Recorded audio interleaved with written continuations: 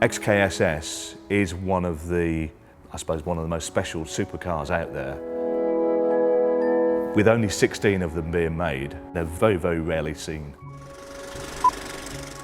If we take the XKSS and we look back, in 1954, the D-Type hit the track, so to speak, and it made a big impact at Le Mans.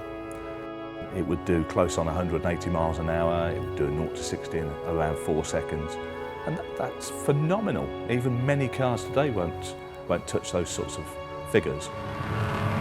In the race we get up to about 175 to 185 miles per hour.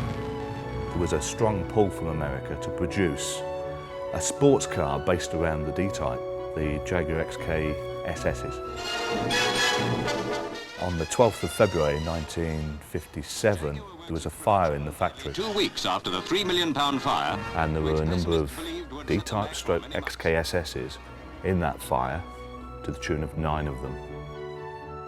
The project really has been all about replacing those 9 vehicles. It was the original supercar. My name's Kev Riches. I started as a Jaguar apprentice way back in 1974. For me, it's almost about recreating a piece of art, because these vehicles are art these days. For me, being a real petrol head effectively, I think for me it was all about building an authentic car and trying to make the car as accurate as possible to the cars that were built in the period.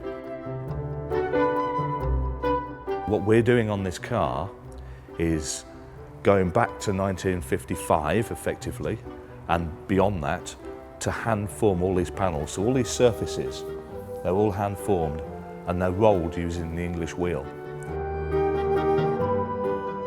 Hand rolling steel or aluminium is a very, very specialist skill.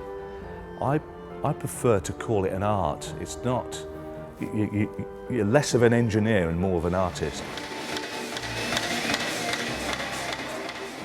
So for me it was about trying to build that perfect car to the period specification in the period way as much as possible. But also trying to look to see how today's technology could help us as well. We scanned 4 cars, and when you looked at each of those cars, they were slightly different. The CAD team have taken that data and they've created in a virtual environment what this car actually looks like. And that's enabled us then to actually look at this in a virtual environment and understand exactly what it is we're going to build.